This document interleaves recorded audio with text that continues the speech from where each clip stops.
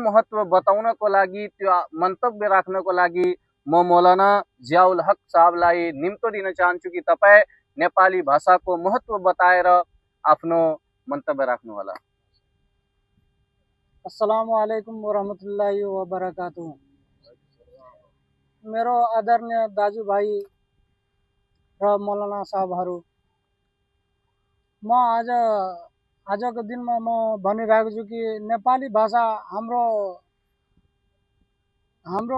गाउँघरमा, हाम्रो नयाँ जेनेरेसनमा किन चाहिँ महत्त्वपूर्ण भयो।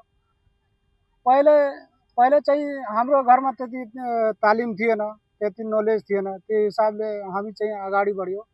अहिले हामी महसुस गरिरहेको छौँ नेपाली भाषा किन चाहिँ हामीलाई धेरै महत्त्वपूर्ण लागिरहेको छ। यो हामी जहिले पनि जता पनि गयो भने, वकिल जता पनि गयो, वकालतमा गयो, ब्याङ्कमा गयो, जता गयो भने त्यही ठाउँमा सबभन्दा पहिले नेपालीमा लेख्न आउँछ। हामी पढेको छैन, पढ्नको लागि त हामी बढी पढेको छ। कसैले आलमियत पास गरेको छ, मौलवी पास गरेको, फजिलत पास गरेको, तर चाहिँ लेख्नमा त्यति नै जिरो छ। अलि बोल्न पनि आयो भने त्यति नै कठिन हिसाबले बोल्छ, बोल्न चाहिँ त्यति कठिन हिसाबले बोल्छ। अनि त्यहाँ चाहिँ बोल्ने र लेख्ने, अनि त्यसको बुझ्ने, अनि त्यसको उत्तर दिने, यो चाहिँ खास बेसी नै जरुरी छ। अनि जुन ठाउँमा गयो भने त्यही तीनटा कुरा छ, बोल्ने, लेख्ने, पढ्ने।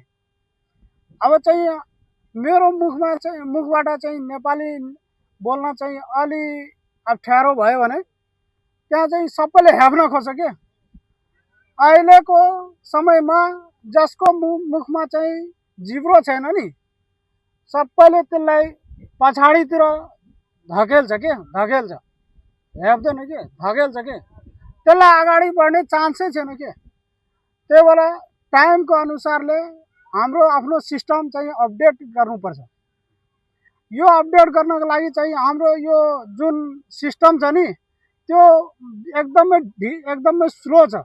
त्यसलाई चाहिँ अझै फास्ट गर्नुपर्छ। अनि यति कुरा चाहिँ मैले राखेर अनि म त्यो आफ्नो यो प्रोग्रामको चाहिँ जिम्मेवारतिर यो प्रोग्राम रेफर गर्दैछु।